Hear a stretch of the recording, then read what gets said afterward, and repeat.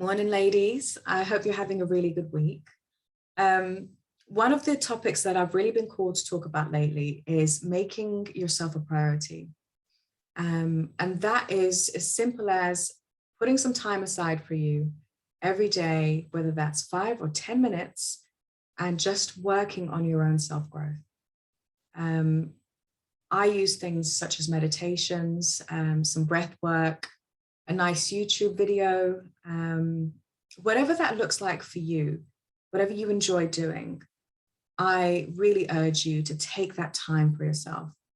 And the problem is we end up sabotaging that time by doing things which don't really feed us in terms of our spiritual growth.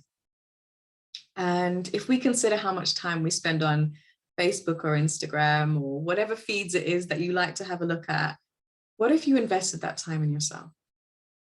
What if you spent that time just showing up for you, delving into whatever mess may be there that you just need to sort out, instead of brushing it under the carpet, coming home to who you really are, knowing what your truth is, what it is that you stand for. There's a real beauty in spending 5 or 10 minutes a day just working on yourself. And I think it's the most undervalued piece that we just don't do in our lives. And what we end up doing instead is seeking our own self-worth from other people. So that can take forms of, we want our partner to show up and make us feel like a priority because we don't do it ourselves. We want the pat on the back from our employer to make us feel good enough because we don't necessarily feel it for ourselves. It can take so many different forms where we haven't done that work inside. So we try to make up for it on the outside. But if we were to flip it into reverse and do that work for ourselves, then people's opinions and expectations from us don't ever really matter anymore because we know our value, we know our worth, we know what mess we have and we're working through, and we know where we want to be. And in order to get you there, the foundation is to start with you. Nobody else is going to invest that time, that love, that vision and energy in yourself, if not you. So one of the key pieces that I really came to learn is if I didn't set expectations for other people, they were going to set expectations for me. And I ended up working really long hours, feeling really tired. Family events were overtaken by work, and I was never really present with the people that I loved. And that led me to feel really resentful and angry and quite alone sometimes because I was in this struggle that I just couldn't see a way out of. So had I known then what I know now, that by just spending a bit of time on myself, whatever that might look like, even if it's a walk in nature, just a bit of peace and quiet with me, that I would have had worked on my self-worth, worked on my confidence, known what I would and wouldn't stand for, and I would have set those expectations myself.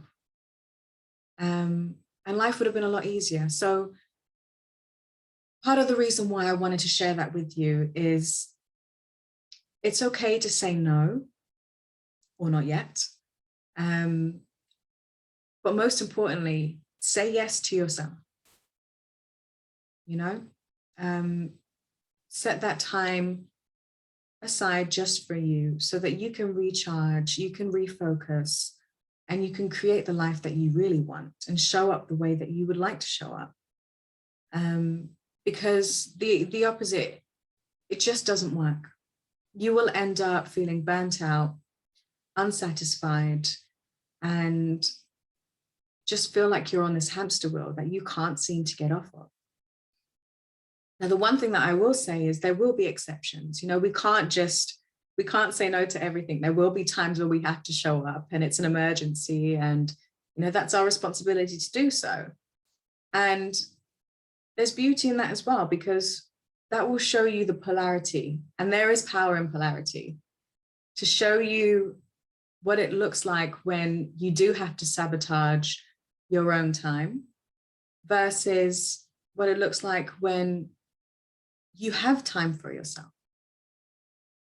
And that's when you really start to appreciate it, how much more different you feel, how much more present you are, at home you are within yourself. And you unapologetically can say no to things that do not serve you, because it's not your true calling. It's not what will make you happy, or it's not even feasible to do. We often just bend over backwards trying to please everybody else. And the results that we put out aren't great because we've said yes to something that wasn't aligned. It wasn't achievable.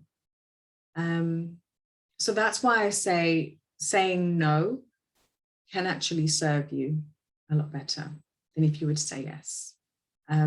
I've showed up to meetings, I've shown up to tenders, and I did not perform.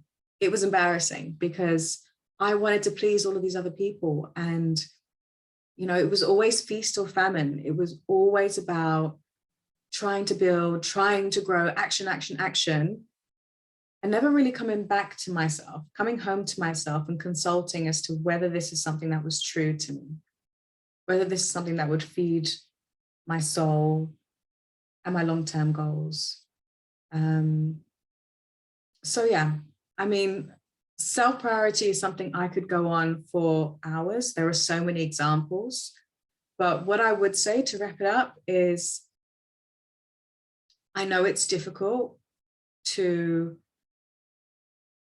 put yourself first when you've been conditioned to be that way for so long.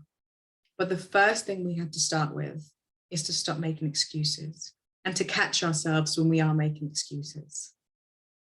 We do it so naturally that we don't even realize sometimes that we're saying, oh, I've got to run the Hoover around one more time. Oh, I've just got to go and put the dishwasher on. Oh, I've just got another load of laundry to do. Oh, I've just got to send this email off. We could go on, but my